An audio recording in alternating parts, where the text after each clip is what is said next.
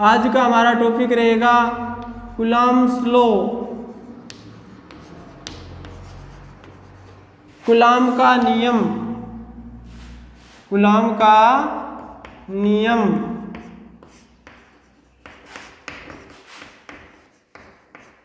Coulomb का नियम यानी कूलम्ब का नियम क्या है, इसका फॉर्मूला क्या है, किस प्रकार से डिपेंड करता है, चालकों कुचालकों यानी माध्यम के अनुसार ये कैसे परिवर्तित होता है,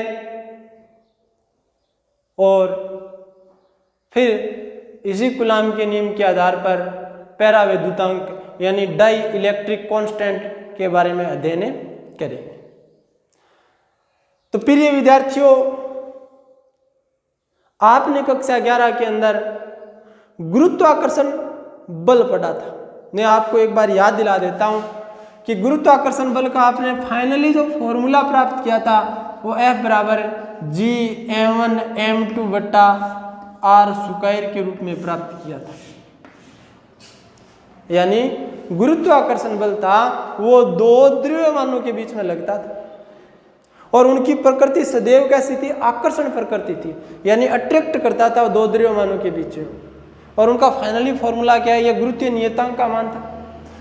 F का मान G m1m2 बट्टा r स्क्वायर। वैसा ही हमारा इससे मिलता जुलता ही हमारा आज का जो नियम है कूलम्ब नियम, वो भी गुरुत्वाकर्षण नियम की भांति है, लेकिन कुछ एक चीजें इससे भिन्न है। एक तो ये गुरुत्वाकर्षण आकर्षण प्रकृति का होता है, लेकिन ये आकर्षण और प्रतिकर्षण दोनों ही प्रकृति का होता है। अब कैसे प्यारे विद्यार्थियों, इसमें क्या है कि जो हम चार्ज लेते हैं, जैसे मैंने चार्ज लिया, ये ऋण आवेश, ये धनावेश, ऋणावेश धनावेश, दो नेगेटिव चीजों के बीच में आकर्षण होता है। दो नेगेटिव चीजों के बीच में क्या होता है, आकर्षण होता है। और ये धनावेश है, ये ऋणावेश है, ये भी ऋणावेश है, तो दोनों समान आवेशों के बीच में क्या होता है, प्रतिकर्षण होता है। यानी ये हम जानते हैं कि समान प्रकृति के आवेशों में तो प्रतिकर्षण होता है और विपरीत प्रकृति के आवेशों में क्या होता है, आकर्षण होता है। अब प्रतिकर्षण होना आकर्षण होने का मतलब सीधा सा है, उनके बीच में फोर्स लगता है। क्या लगता है, फोर्स लगता है। उस फोर्स को ही हमें डिफाइन करना है। उस फोर्स के लिए ही किसका नियम दिया गया था, कूलम्ब का नियम दिया गया था। अब कूलम्ब क्या कहता है, कूलम्ब ये कहता है कि दो बिंदुवत अस्थिर आवेश, आवेश कैसे होने चाहिए, बिंदुवत होने चाहिए। जैसे मैं Q1 और Q2, Q1 और Q2 दो चार्ज ले लूं, उनके बीच की दूरी क्या है, स्मॉल r है। बीच की दूरी कितनी है, स्मॉल r, उनके बीच की दूरी है। दोनों बिंदुवत हैं, तो इनके बीच में आकर्षण या प्रतिकर्षण बल लगता है। आकर्षण या प्रतिकर्षण बल लगता है। आकर्षण लगेगा तब तो एक दूसरे की तरफ ऐसे चलेंगे, और प्रतिकर्षण लगेगा तो एक दूसरे से दूर हटेंगे। इस प्रकार से ये जो आकर्षण या प्रतिकर्षण बल लगता है, इसका फॉर्मूला किसने निकाला था, कूलम्ब ने निकाला था। वैसे ही जैसे गुरुत्वाकर्षण बल की भांति, इसलिए इसे इसलिए इसे विद्युत बल कहा जाता है। क्या कहा जाता है, विद्युत बल कहा जाता है। अब कैसे निकाला, पहली शर्त तो इसने ये रखी थी, कूलम्ब के नियमानुसार दोनों आवेश हैं वो क्या होने चाहिए, अस्थिर होने चाहिए। दोनों आवेश क्या होने चाहिए, अस्थिर होने चाहिए। Q1 और Q2 दोनों आवेश अस्थिर होने चाहिए और दोनों आवेश बिंदुवत होने चाहिए। क्या होने चाहिए, बिंदुवत। इनकी शेप बिंदु की तरह होनी चाहिए। ये महत्वपूर्ण बात है, कूलम्ब के नियम के लिए महत्वपूर्ण बात है कि भाई जो चार्ज है वो बिंदुवत और अस्थिर होना चाहिए। अब ये अस्थिर क्यों होना चाहिए, गतिशील क्यों नहीं हो सकता, तो प्यारे बच्चों बता देता हूं आपको कि कूलम्ब का नियम है वो सिर्फ अस्थिर आवेशों से ही व्युत्पन्न किया जा सकता है, क्योंकि अस्थिर आवेश विद्युत क्षेत्र उत्पन्न करता है, केवल और केवल विद्युत क्षेत्र उत्पन्न करता है। लेकिन गतिशील आवेश विद्युत क्षेत्र के साथ मैग्नेटिक फील्ड भी क्रिएट करता है। अब मैग्नेटिक फील्ड क्रिएट करेगा तो उसके साथ में एक अलग बल भी लगेगा, तो कूलाम नियम तो उससे व्युत्पन्न किया नहीं जा सकता। इसलिए बताया गया है कि कूलाम नियम है वो अस्थिर आवेशों से ही व्युत्पन्न किया जा सकता है, गतिशील आवेशों से व्युत्पन्न नहीं किया जा सकता। अतः कूलाम के अनुसार दो बिंदुवत अस्थिर आवेशों के मध्य कूलाम बल लगता है, और इसके अनुसार कूलाम के अनुसार दोनों बिंदुवत आवेशों के मध्य लगने वाला बल दोनों आवेशों के परिमाण के गुणनफल के क्या होता है, समानुपाती होता है। यानी F का मान होता है वो Q1 इंटू Q2, यानी दोनों आवेशों के परिमाण, Q1 का परिमाण और Q2 का परिमाण, Q1 और Q2 दोनों आवेशों के परिमाण के क्या होता है, परिमाण के गुणनफल के समानुपाती होता है, तथा दोनों आवेशों के बीच की दूरी के वर्ग के व्युत्क्रमानुपाती होता है। दोनों आवेशों के बीच की दूरी क्या है, r है, तो r है, तो इसमें देखिए दोनों आवेशों के बीच की दूरी के वर्ग के व्युत्क्रम के क्या होता है, समानुपाती होता है। अतः समीकरण 1 व 2 से मैं ऐसे लिख सकता हूँ F समानुपाती Q1 Q2 बटा R स्क्वायर, F समानुपाती Q1 Q2 बटा R स्क्वायर। और जब समानुपाती का चिन्ह हटाता हूँ तो वहाँ पे एक समानुपातिक नियतांक K रखता हूँ, Q1 Q2 बटा R स्क्वायर।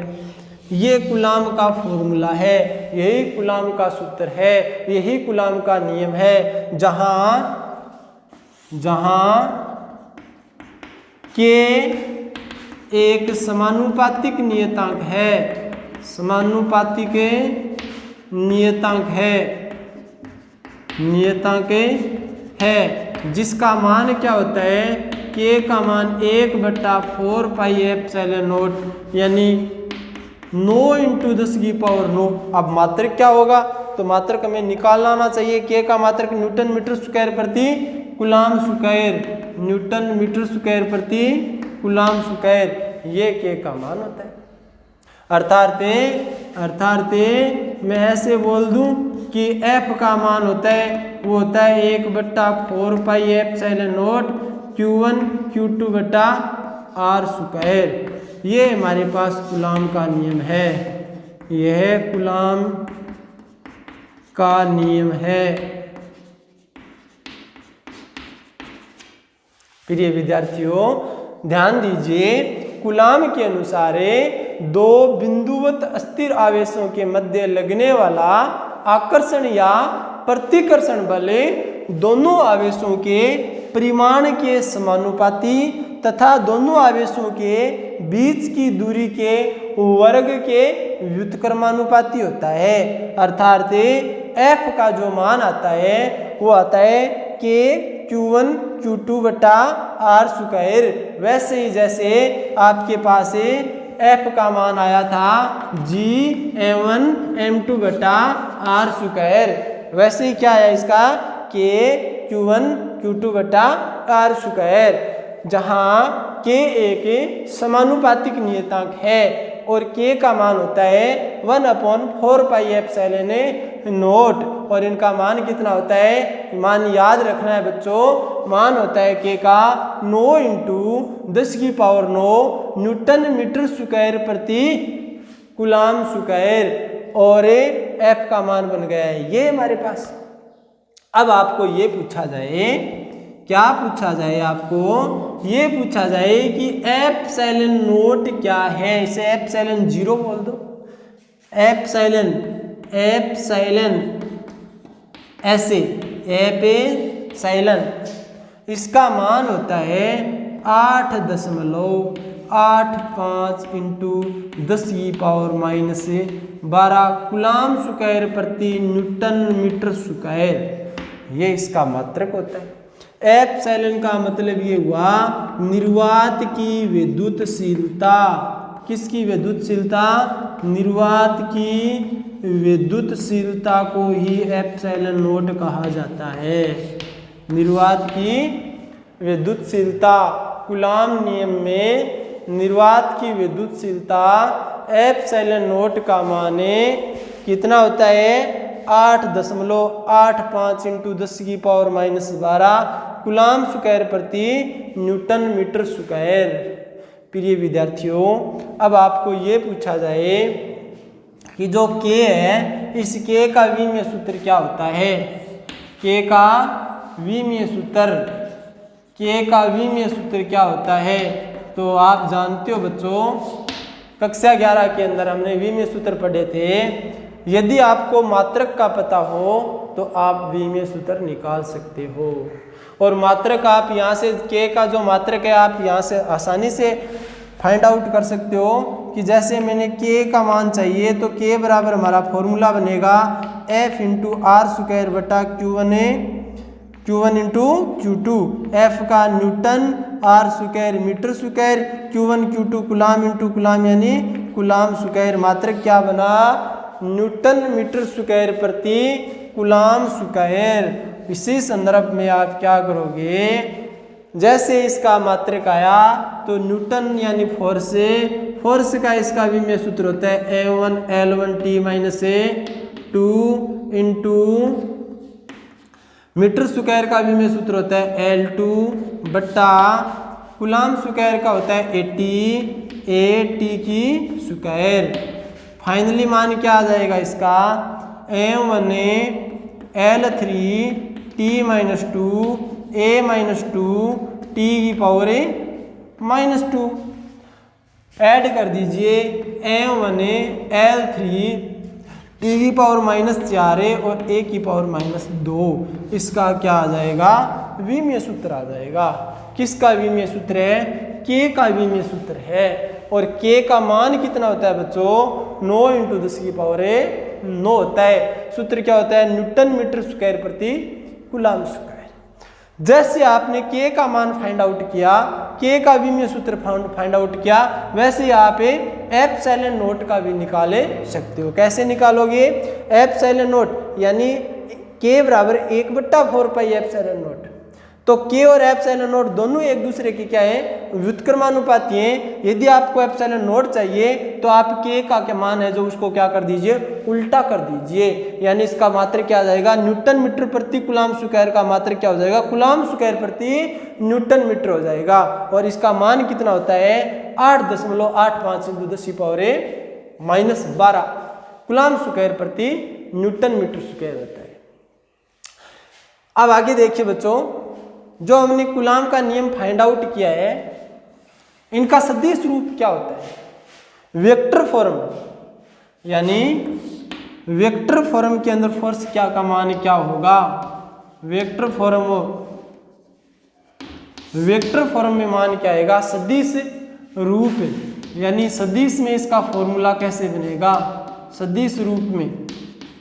तो देखिए बच्चों F का मान हमारे पास आया F बराबर K Q1 Q2 बटा r²। और हम सब ये जानते हैं कि यदि हमें सदिश रूप में डिफाइन करना है तो एकांक सदिश का उपयोग करना होगा। और मैं यहाँ पे क्या रख दूँ .r⁻। तो ये किस रूप में आ गया सदिश रूप में। इसको और खोलूँ तो F सदिश का मान आएगा K Q1 Q2 बटा r⁻³ r सदिश।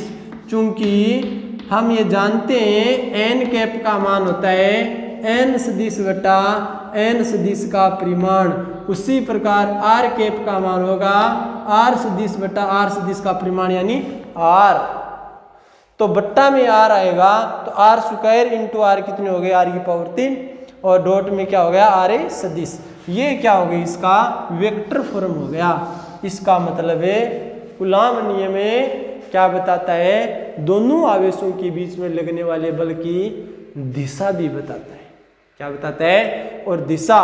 और कूलॉम नियम के अनुसार दोनों आवेशों के मध्य Q1 और Q2 के बीच में लगने वाले बल की दिशा इन दोनों आवेशों को मिलाने वाली अक्ष के अनुदिश होगी, चाहे वो अंदर की साइड हो चाहे वो बाहर की साइड हो, उस अक्ष के अनुदिश होगी, ऊपर या नीचे नहीं होगी, अक्ष के अकॉर्डिंग चलेगा। तो ये हमारे पास कूलाम नियम हो गया। इसमें हमने क्या क्या पढ़ा कि कूलाम के अनुसार क्या होता है भाई, कूलाम का नियम है कि दो बिंदुवत अस्थिर आवेशों के मध्य लगने वाला बल F है, दोनों आवेशों के परिमाण के समानुपाती तथा दोनों आवेशों के बीच की दूरी के वर्ग के व्युत्क्रमानुपाती होता है। अर्थात F का मान है K Q1 Q2 बटा R स्क्वायर होता है। K का मान एक समानुपातिक नियतांक है जिसका मान होता है 1/4πε0 एंड 9 × 10⁻9 न्यूटन मीटर स्क्वायर प्रति कूलाम स्क्वायर। F का मान ये आ गया। ε0 का मान कितना होता है 8.85 × 10⁻12 कूलाम स्क्वायर प्रति न्यूटन मीटर स्क्वायर। इस ε0 को क्या बोलते हैं, निर्वात की विद्युतशीलता बोलते हैं। जो K समानुपातिक नियतांक होता है इसका विमीय सूत्र क्या होता है, आप आसानी से फाइंड आउट कर सकते हो, फॉर्मूले से मान आएगा m1l3t-4 a-2।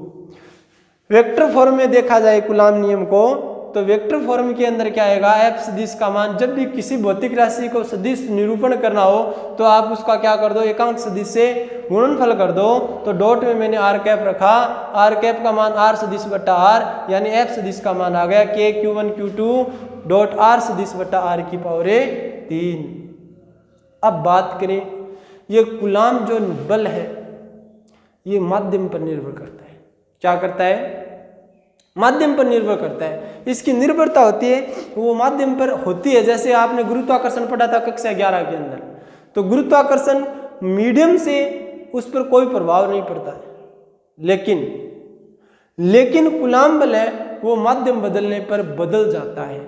क्या हो जाता है, बदल जाता है। माध्यम का प्रभाव पड़ता है कूलाम नियम। अब प्रभाव पड़ता है क्या है, वो उस माध्यम के पैरावैद्युतांक से हमें पता चलेगा किस प्रकार से चेंज होगा। यानी एक तरह से देखा जाए तो बल होता है F है, F का जो मान होता है वो सर्वाधिक होता है निर्वात के अंदर। किस में होता है, F का मान सर्वाधिक होता है निर्वात में।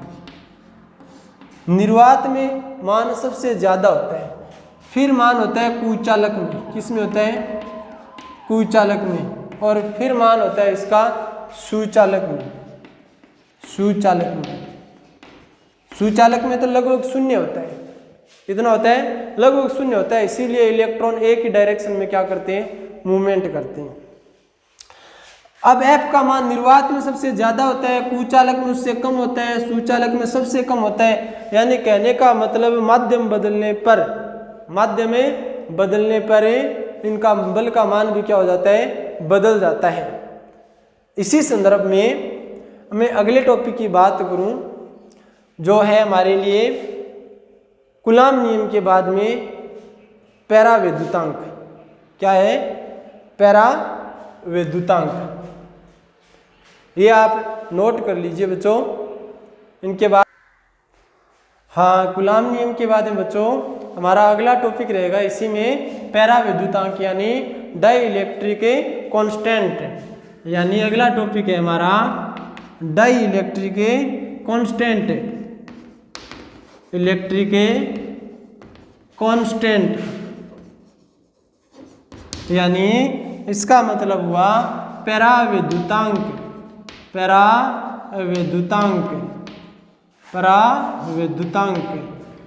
जिसे एप्सिलॉन आर से रिप्रेजेंट किया जाता है। जिसे किया जाता है एप्सिलॉन आर से। तो ये पैरावैद्युतांक क्या होता है फिर ये विद्यार्थियों, पैरावैद्युतांक को मैं ऐसे लिखूं कि जैसे कूलाम नियम के परिभाषा से हमने ये कूलाम का जो नियम उत्पन्न किया था उसी के संदर्भ में पैरावैद्युतांक की परिभाषा इस प्रकार से बनेगी। पैरावैद्युतांक के एप्सिलॉन आर बराबर निर्वात में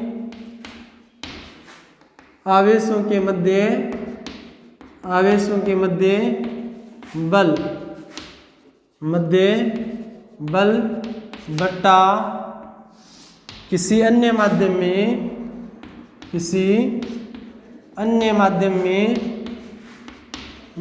में आवेशों के मध्य बल।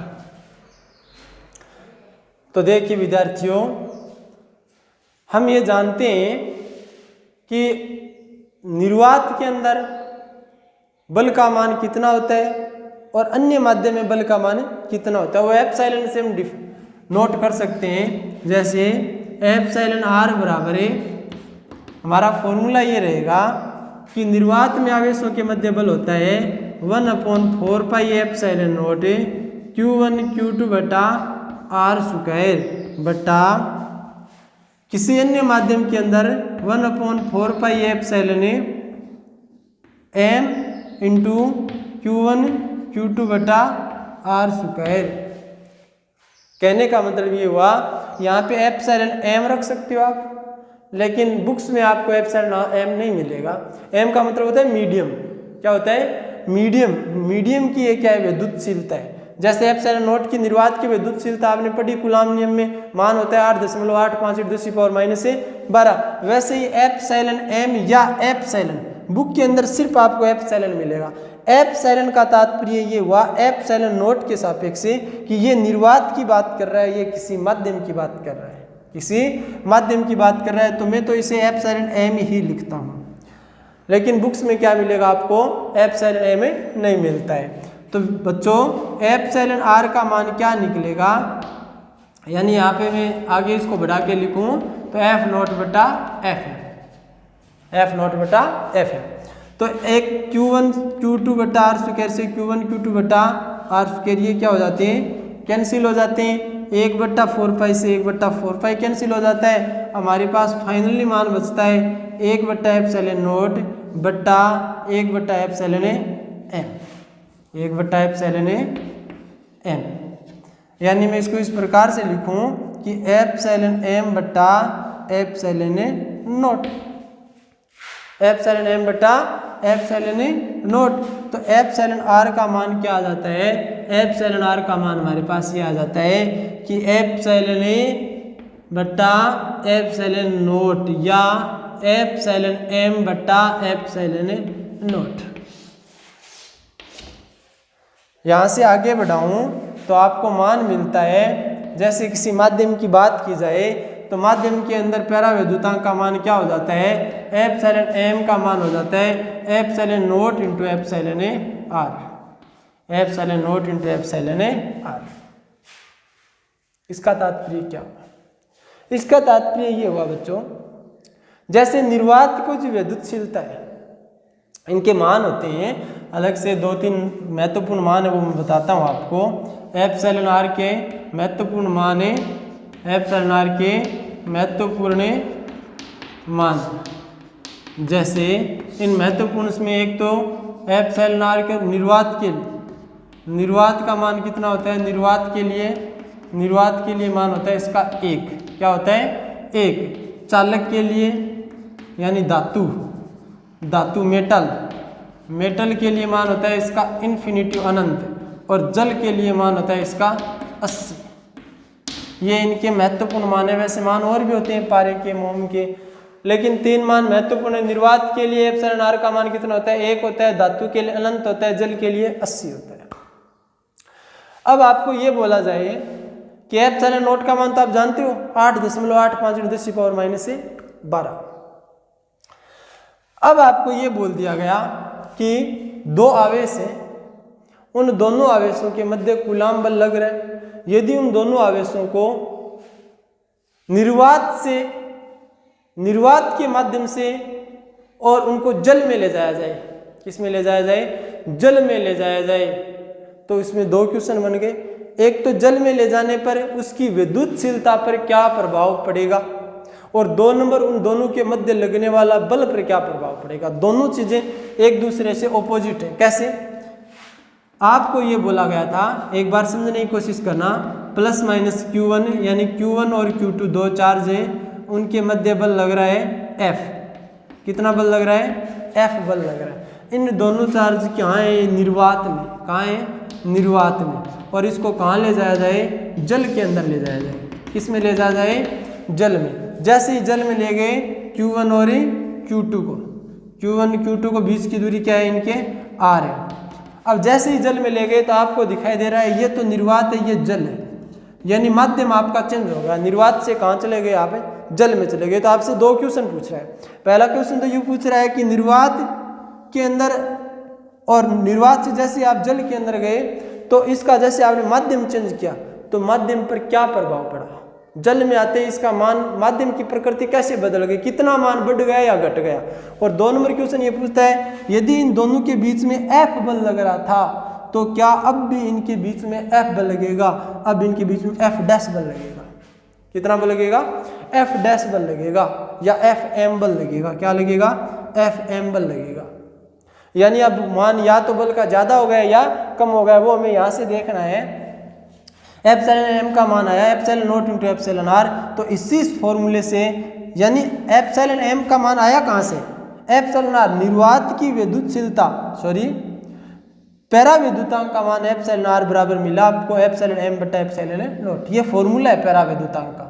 आया कहाँ? एफ नॉट बटा एफ एम से आया है। तो एप्सिलॉन एम बटा एप्सिलॉन नॉट है तो एप्सिलॉन एम का मान कितना आएगा? Epsilon R into epsilon not.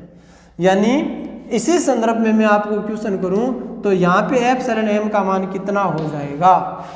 आपका उत्तर आएगा कि सर एप्सिलॉन एम का मान तो होता है epsilon naught into epsilon R. और हम ये जानते हैं कि एप्सिलॉन एम नॉट का मान तो 8.85 इंटू 10⁻12 होता है। और एप्सिलॉन आर के बारे में भी हम ये जानते हैं कि एप्सिलॉन आर का मान होता है वो जल के लिए 80 होता है। कितना होता है? 80 होता है। तो अब इसका मान कितना हो जाएगा? यानी कहने का मतलब है एप्सिलॉन नॉट का 80 गुना हो जाता है। एप्सिलॉन नॉट का 80 गुना हो जाता है। सीधा सा तात्पर्य है पहले की तुलना में मान क्या हो गया? बढ़ गया। पैरा विद्युतांक कितना गुना बढ़ गया? पैरा विद्युतांक गुना बढ़ गया। जो पर्टिकुलर मीडियम जिसमें हम जा रहे हैं उसका जो मान होता है उसको एप्सिलॉन नॉट से गुणा कर दिया जाए, उतना गुणा माध्यम का मान है वो क्या हो जाता है? बढ़ जाता है। यानी एप्सिलॉन एम का मान है epsilon naught into epsilon R. Example आपके सामने है। निर्वात से जैसे ही जल में गए मीडियम चेंज हुआ, चेंज होते ही मीडियम का मान कितना आया? Epsilon M.